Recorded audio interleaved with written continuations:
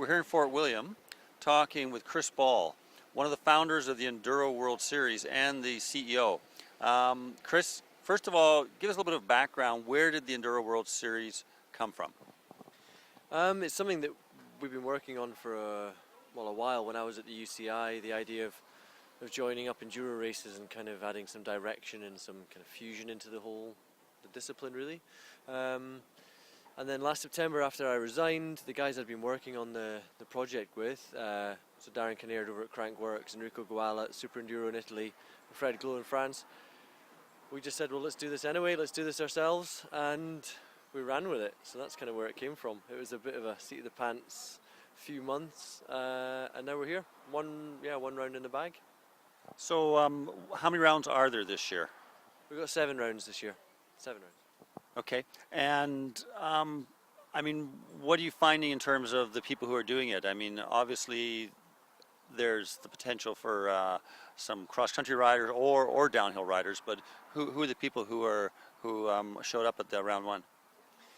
Round one was incredible. I think at the last count we had 16 world champions across a number of different disciplines. The men's podium was made up of ex-world champion downhillers, 4-cross and enduro specialists. You know, Jerome Clements, who's been dedicated to enduro for 10 years and has been waiting for this kind of thing to happen for a long time. He's been far ahead of the game. And then the women's, we had Cecile Ravenel, a cross-country racer, well-known cross-country racer. Annika Beerton, 4-cross, Tracy from downhill, Tracy Mosley. So it's kind of the coming together of everyone in a way. Yeah. So where is it going from here? I mean, obviously you've had the first event, you've got 6 more this year. So it looks like it's starting to take off. I mean, if I remember correctly, they're mostly in Europe at this point, aren't they? Yeah, we've got one in Colorado, one in Whistler, but the sport itself was founded in France, and then it moved to Italy. So they've got about 7 to 9 years of heritage there, a lot of experience, a lot of different ideas as to how the whole thing should happen. So it makes perfect sense for us to start there and let the rest of the world catch up for a while. And in terms of UCI, I mean, there's been already concerns about non-sanctioned events running, and how does that have any impact on you?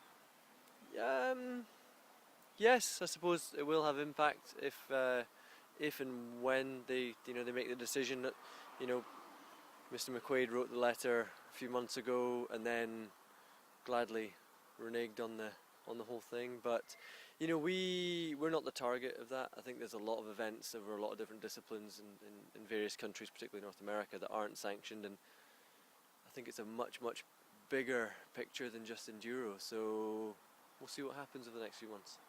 Have you had any discussions with the UCI about potentially coming up with a new category of event which the UCI would recognize and sanction?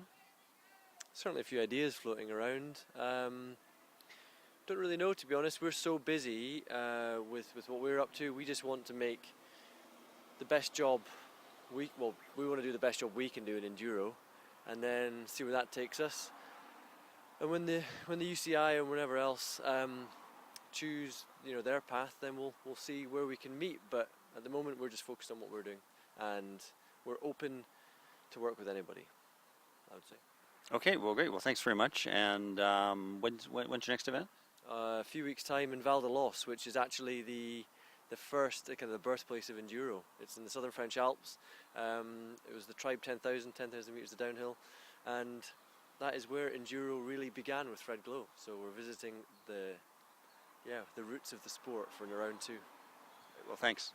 Thank you.